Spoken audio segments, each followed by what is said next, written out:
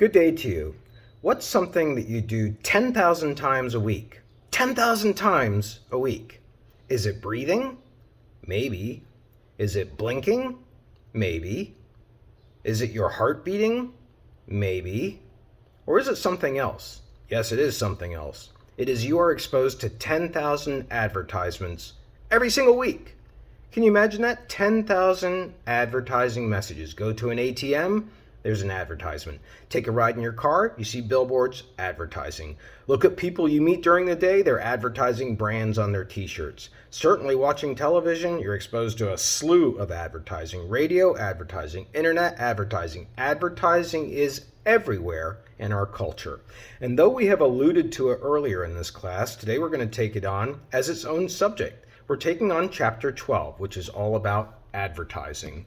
And in social media, we can see new forms of advertising. Somebody like Logan Paul and his brother. We can see PewDiePie. We can see others incorporating advertising into their YouTubes, into their Instagrams, into their podcasts. Advertising is truly everywhere. Advertising is also a key element of the American economy. Without advertising, you have a huge chunk taken out of the economy. So many businesses are dependent strictly on advertising. You have only to go to Madison Avenue in New York City and you will find the greatest advertising firms, some people say, in the world. So advertising is a big deal when we're talking about mass media. So let's approach advertising as we have with our past subjects by taking on some history. We're going to talk first about the birth of consumer culture. You know what consumer culture is, right? It's retail therapy. You know what retail therapy is, right? That's where you've had a breakup with somebody, you're sad, you're depressed, so you're going to go buy your way out of happiness. You're going to go get that shirt that you've always wanted. You're going to go get some kind of gadget that you've wanted for your home. You're going to decorate your home. That's what retail therapy is, and it speaks to a dimension of a consumer culture where we buy things, and we're constantly in that mode. Let's talk about how early advertising started out to create the consumer culture that we have, and it started in newspapers, believe it or not, but advertising was aimed towards elite and very narrow audiences, people with money and people who are educated. The Boston Newsletter in 1704 ran ads for goods that were sold. We didn't have brands at that time. It would just say oats for sale, or it would say a wheelbarrow for sale. That's the way that advertising ran, running, basically describing the products. That all changed, though, with industrialization. Remember industrialization? In the 1800s, industrialization brought the mass production of goods. You know, all those factories pumping out all those goods. That was brought by industrialization. It also lowered the cost of products because they could produce in a standard fashion. A standard product is something like this shirt. I may think it's unique that I'm wearing it today, but there are thousands of other people somewhere out there who bought this very same shirt that you couldn't tell one from another. They're all produced in a standardized message. So how that changed the relationship between the seller of a product and the consumer, which is leading to this consumer culture, is as follows. In villages and rural areas, if you wanted to buy a product, you really knew the person who was selling it and you have a lot of conversations. You know, I've had my eye on this bicycle for a long time. Can you tell me more about it? And the person is out there explaining the pros and the cons of this particular bicycle that you're interested in buying. But that changes in industrialization. Now we start to have ads representing the product. We're starting to learn about products not by people so much, unless they're spokespeople in an ad. We're learning about products by advertising. So advertising is standardizing. It's modernizing the way that people are learning about products. And along with products starts to come the idea of selling people on lifestyles to be associated with their products. If you're selling Gatorade, you're not just selling a drink that has electrolytes. You're selling the idea that you're going to be a sport-minded person, an athletic type of person if you're drinking Gatorade. It's a lifestyle that goes along with that product. In the late 1800s, there was a need to showcase products that were being built in factories. You're not going to go buy a product in a factory. That's not the setting for buying a product. And so we have the rise of department stores. Department stores, one of the early department stores you can see in a link in today's email is for the Wanamaker's department store. Wanamaker's, a big department store in Philadelphia in Center City. That building is now used by Macy's. But a department store doesn't make anything. It just houses the products. That's where the couch is. That's where the blender is. That's where the clotheslines are. Whatever you're buying, they're in the department store. So this is a new feature that came about in American society as a place where people could purchase items. Now let's talk about brand names. We've alluded to them a little bit, names. With industrial production, you have railroads and steam engines and more prepackaged goods as a result of those factory-type processes are hitting the market. Goods that come in, at that time, they weren't in plastic wrappers, etc., but they were prepackaged goods. And there were many more goods that were available than there were people who wanted them. And that's still the case today. I mean, it's just a fact. If you go into a Walmart or whatever store, as long as there are products on the shelves, there are more goods than there are people who want them at that time. And so the brand grows up as a way to get people to purchase your particular product. A brand is a word or a phrase that's attached to a prepackaged consumer good. And as my friend in Sweden says, successful advertising is when the advertiser owns a piece of your mind because of that brand. Let's say, for example, that you're a soda drinker. Let's say that you drink cola, but you probably don't drink cola. You probably drink either Coke or Pepsi. And you're probably really aligned to one of those two products because the brand owns a piece of your mind. Such that if you go into a Wawa or any other store and you're going to buy a cola, you're not even going to consider A&W. That's a root beer. You're not even going to consider, I know it's a RAC cola. You're not going to consider that cola. You're not going to consider a generic brand cola. It's got to be Coke or it's nothing for you. And that's a brand owning a piece of your mind. So brands actually made it possible to ask for goods. It made it possible to ask for goods by a specific manufacturer. One of the early brands was Quaker Oats, still around today. Quaker Oats, demonstrating that wholesome Quaker on the front. And of course, a Quaker has a healthy lifestyle, right? So oats is a great product to associate with that. One of the early innovators in brand persuasion was Thomas Barratt, B-A-R-R-A-T-T. He came up with the first branded soap. Soap, what you clean yourself with. He called it Pears Soap, P-E-A-R-S, which already is indicating, wow, it's got this fruit quality to it. It's got to be fresh, right? But what he did that jolted the advertising industry is he came up with an ad campaign, and it was titled, "Have you had your pears today?"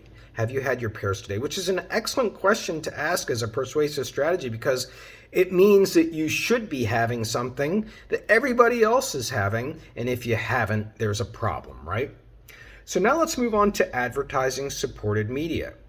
In the 1830s, the penny press, remember that's the newspaper now that only costs a penny because it's so inexpensive to produce in a factory, could be sold to more people.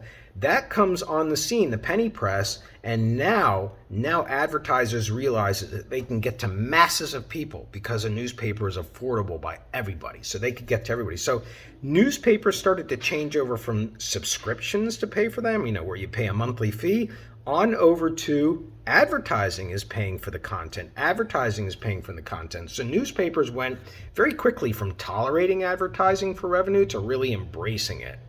In the meantime, magazines started out with advertising slowly because the content was national and ads were usually for local products, but soon magazines also adopted national advertising to pay for them. And of course, if you read a magazine today, you may be flipping 25 pages before you get to any content that's related to the subject of the magazine. Cosmopolitan, or 25 pages of advertising, which shows you right there how much advertising is in magazines. Then we have radio. We've already mentioned how William Paley established a whole radio network, the CBS radio network, just basically as an advertising outlet for his cigar business. So radio had advertising from the very, very beginning. So did television. And television, we know, provides the greatest advertising space of all. It takes place during the Super Bowl, right? That's when ads that are 30 seconds long can fetch up to $7 million.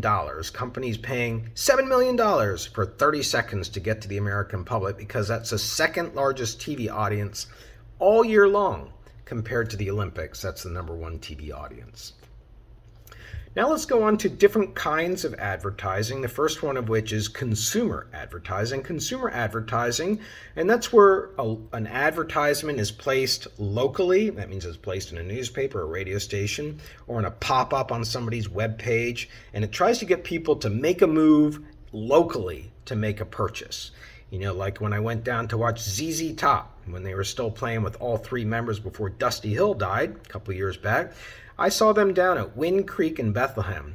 By the time I had gotten back to my house in the East Stroudsburg area, I already had my Facebook feed littered, and I'll use that word, littered, with other ads for upcoming acts at Wind Creek, trying to get me to go right back down there and purchase tickets or purchase them online. That's what consumer advertising is all about. And one of the strategies that we have there is called an indirect action message. An indirect action message, which is where you are trying to build an image of a product without necessarily getting people to act right then on purchasing that product, but to keep that product in mind.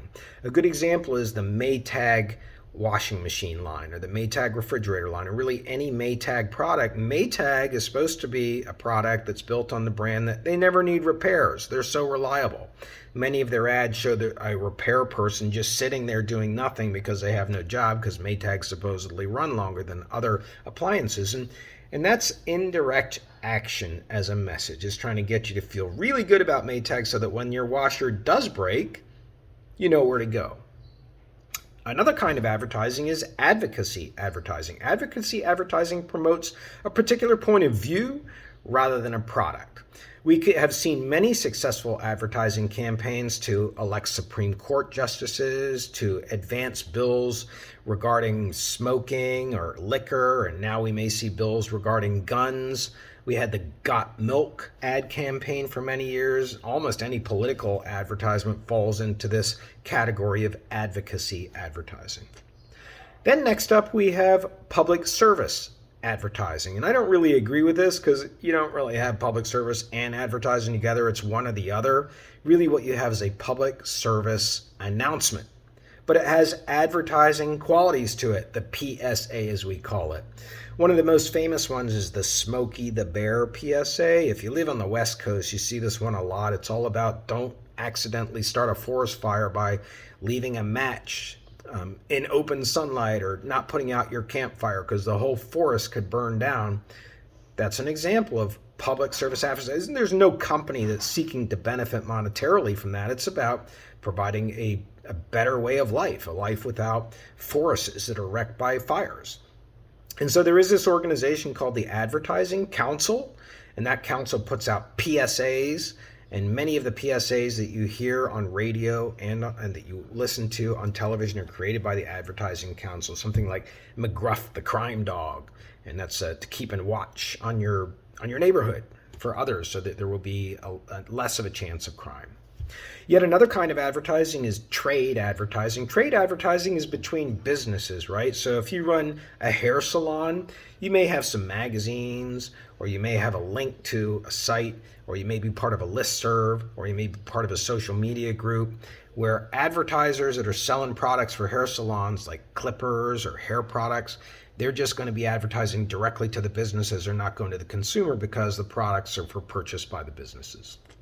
Speaking of businesses, let's talk about the advertising business. The advertising business has 4 components to it. The first component is the client. The client is the company with something to sell. Maybe you are Bose and you've got some audio equipment.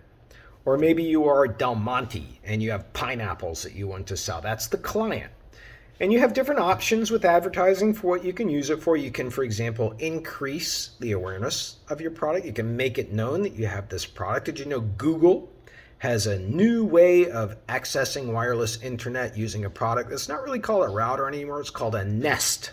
Isn't that an interesting term to describe a series of a router and nodes, or points as they call them? I call them nodes. You place them all over your house, so you've got a nest. You're turning your whole house into a nest of internet. And it's an example of a client that is trying to build an image of a product. Another way that you can use advertising as a client is to encourage people to use existing products. You know, people have products laying around their house all the time. and they don't necessarily use them. So maybe you are Arm& Hammer and you sell baking soda, and people are sitting there with baking soda right now, but they haven't used it in 6 months, and so they're not going to need to purchase another one. So you try to get them to, did you know that you can take away odors in your refrigerator by putting baking soda in? Oh yeah, it's a great idea. It's hot, it's summer, food is going bad quickly, let's get it in there. Oh, we need some more baking soda. That's what that's all about. Sometimes you can convince people to switch brands, right? The cell phone companies are famous for this. T-Mobile, Verizon are always trying to offer incentives to come over to us and we'll give you free month service, or we'll credit your bill, or we'll do all kinds of other things if you break your contract with the other cell phone manufacturer. The second component of the advertising business is the agency, also called ad agencies. And there are many of them on Madison Avenue in New York City. So ad agents play a couple different roles, mainly. First of all, they will locate a radio or TV station or some other place to advertise for an advertiser. Let's say that you're McDonald's and you've got this new dollar value menu that's a breakfast menu. They roll them out all the time, right? That people trying to appeal to people who don't have much money, $1 for a breakfast. And so how are you going to get to those people? If you're McDonald's, you don't have knowledge of all the radio stations, all the TV stations, all the websites that appeal to the kind of people who will spend $1. So you rely on an ad agency, and an ad agency is going to come back and say, oh, we've got this radio station in the Philadelphia market whose main demographic that they're targeting, main audience is 18 to 25 years old because they listen to our music, which is hip hop. Or it's top 40. That's both of them are aimed towards that age range. And so we can deliver that audience to you. And that's what the ad agency goes about finding. Basically, an ad agency earns 15% commission for every ad that they're able to place. George Roll is known as the leading advertising agent of the 1860s and 1870s. George Roll, R-O-W-E-L-L. He published a directory of newspaper circulation numbers. That's what he published. So you can see how many people are purchasing the Pocono Record, the New York Times, and that's what he used to be able to set his advertising prices. Today, an ad agency runs several services. They do research and planning. So they'll identify characteristics of your target audience that you're trying to reach. They'll test ads with that audience. That's part of research and planning before they roll out a full ad campaign.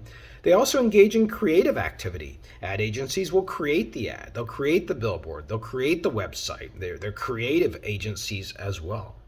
And they engage in media planning. That's that dimension I already spoke to you about, where they go find the venue to advertise on. There are many ad agencies in the United States, and many of our majors, the communication majors, have gone to work for ad agencies and continue to do so. The third component of the advertising business is the media. And there are different advantages and different disadvantages to different media, starting with newspapers, where ad revenue has been declining for many, many years. Newspapers used to rake in a ton of money from classified ads, people selling lawnmowers or renting houses. Today, all of that has moved over to Craigslist and Facebook Marketplace. So that revenue stream has largely gone away from newspapers, and they're still trying to figure out how to make money in today's day and age. That's what they've gotten so thin. But newspapers still have a lot of advantages. Number one, they can do zone coverage. Like if you just want to target people in Philadelphia, you can get an ad in Philadelphia. The Philadelphia Inquirer is a newspaper that comes out and has different ads for different regions depending on where it's distributed. Ads in the Bucks County edition of the Philadelphia Inquirer different from ads in downtown Philadelphia. Another advantage to newspapers is they can provide very detailed information. They can provide addresses and phone numbers and the correct spellings of people's names and prices. And people can snap a photo of that information. They get a lot of detail. Next up is magazines. Magazines are an excellent medium for reaching a very specific niche audience using photographs. If you're trying to go for females 18 to 25, that's a very small audience. There's only 7 years difference in that age range. You can get to them through magazines. Magazines are also excellent for business-to-business ads, those trade ads that I talked about earlier, because of the photograph and the importance of the photograph. Magazines just have a higher print quality and a higher photo quality than other publications. That's why they're more expensive than a newspaper. Then you have outdoor advertising. We haven't talked about outdoor advertising too much, but The American way of life does revolve around sitting in a car. So many people are great captive audiences in car rides.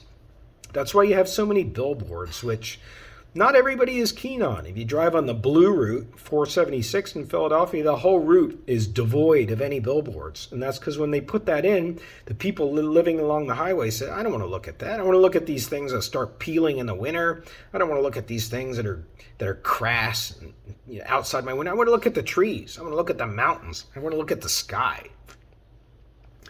So, but nevertheless, billboards are very, very, very good, but you have to limit the information you put on them because people can't pay a lot of attention. If they're looking at a billboard, they're not looking at the road, right? Next up is radio. Radio has some advantages that it can broadcast messages repeatedly at a very low cost. Radio salespeople will often say to their ad clients, listen, the best strategy of radio is to saturate the airwaves. That's why if I say to you, what's Geico saying? You're going to probably say it's something about 15 minutes and we'll save you 15%. And you would be right, even though you may not have Geico insurance, because Geico has been saturating the airwaves on TV and radio for decades with that same particular slogan. So radio has an advantage that it's not as costly to place ads on radio as it is on TV. And it also therefore leads to saturation and keeping your product in front of people's perceptions. Also, radio has people in cars, and since they're in motion and they can get to places far away very quickly, you can activate people in cars very quickly. You want to get them to buy fast food, and they're really hungry, and you get to them at the right time, they'll pull off the highway and pull through a Wendy's and pick up whatever they're going to get. Next up is television. Television is really good for prime time national ads when you want to get to a majority of the American public or close to it. Also, television offers sound and motion and visuals, which radio doesn't do all of those. And so it has a lot of advantages for how you can show the product. That's why we have whole half-hour commercials in television, right? The infomercial you can see for the latest kitchen gadget is a good example of that. The drawback of television is those ad buys, as they are called, are often done months in advance. Like 6 months, you want to advertise in November on television, you better be making your purchase in March because all those slots are going to be bought up by the time you get to September and October. Cable television allows more targeting of ads because, again, you can control the geography of where ads are distributed. You can just get ads into Monroe County, for example, if you want to, using cable television. And then we have the internet. The internet is the fastest growing segment of the advertising market. You have all these new models for advertising. Like if you're a TikTok content producer, you can get sponsors. You can wear a pair of shorts in your TikTok videos. If you can find a short manufacturer that wants to sponsor you. So we have all kinds of new ads growing up on the internet, and we also have ways of coming across ads that are related to searches. You know that Google, from our earlier discussion, has all those means by which you can rank order, which their algorithms rank order ads, and they rank order pages and page links that comes up, and then ads are matched to those page links, depend on the highest bidder. Also, the internet allows you to track the engagement with the audience because you can tell when they click on something. You can tell when they email somebody. You can tell when they do anything on the internet because you're leaving a footprint every time that you still go on there. But still, there is a reluctance on the part of advertisers to go with the internet for advertising, in part because it's just a new medium. Now let's go to talking about the audiences for advertising, and in particular we're going to use an approach that is a qualitative audience approach. It means we're not necessarily running numbers on them, counting how many people are listening to a radio program, counting how many people are clicking on an icon on a web page. We're not counting so much when we're doing qualitative research, and the leading research is done by the VALS system. The VALS system is researching basically what is known as the psychographics of the audience, the attitudes and feelings and behaviors of the audience. VALS stands for values, attitudes, and lifestyles. And this company breaks down people into a bunch of categories. You can look at them in your book. For example, you have the achievers category. You have the survivors category. And with each of these categories goes a full set of behaviors. So you're really dividing up people into segmentations. It's a very interesting way to take a look at the audience. One of the segments that has been targeted through qualitative advertising is the gay market.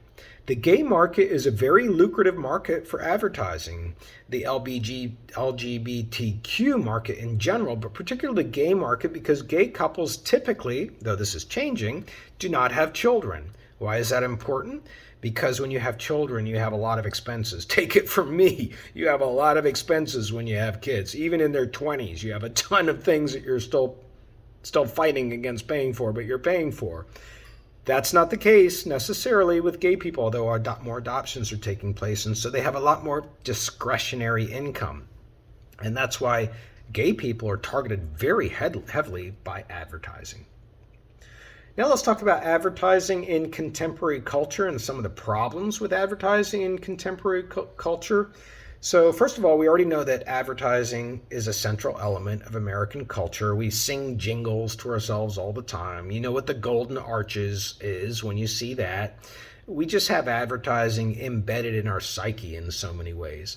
And yet there are problems with advertising that we don't often think about. For example, advertising gets you to buy things that you don't really need. I mean, it's your choice, right? But then why are so many people sitting there with such high credit card bills, paying for things that they don't necessarily need? I mean, do you need a cell phone to live? No, you do not need a cell phone to live. You need sleep, you need water, you need to eat. You do not need a cell phone, but you want a cell phone. And so you have a cell phone. And so you pay an exorbitant amount of money, $1,000 for a cell phone, and you're paying for that cell phone every single month of your life. You buy things that you don't really need because of advertising.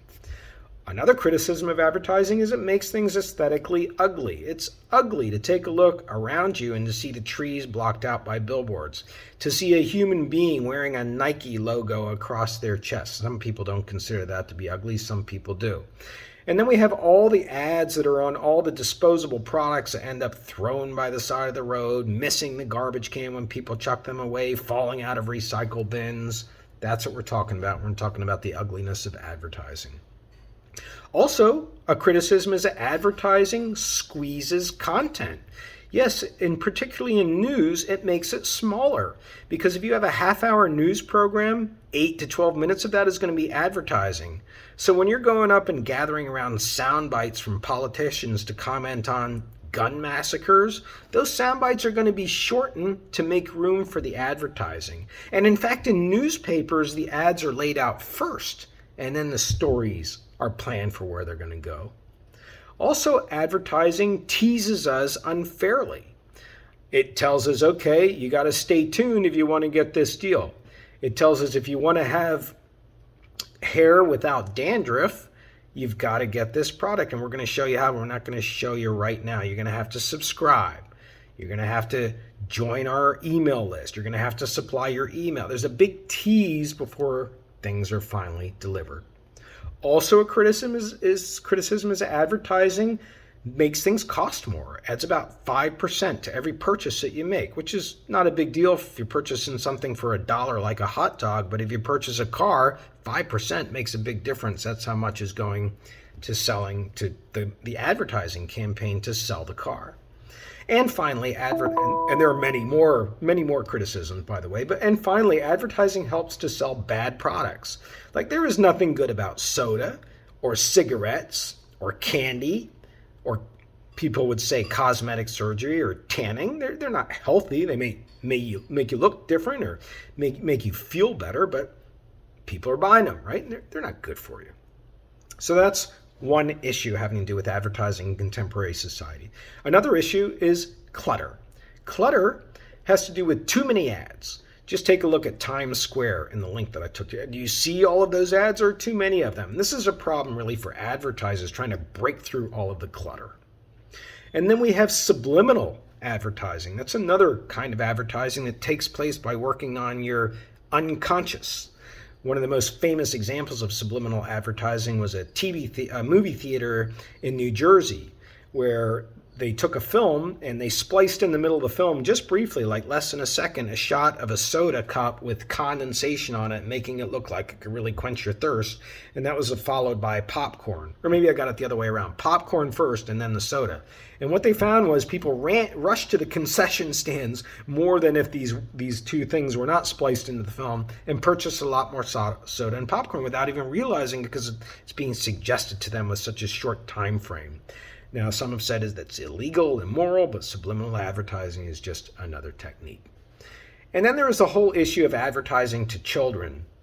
You have countries like Sweden which say it's completely illegal to advertise anything towards children or using children in an advertisement, because children are too young to know what's good for them. They are being exploited by advertising. Therefore, we're just going to rule it out.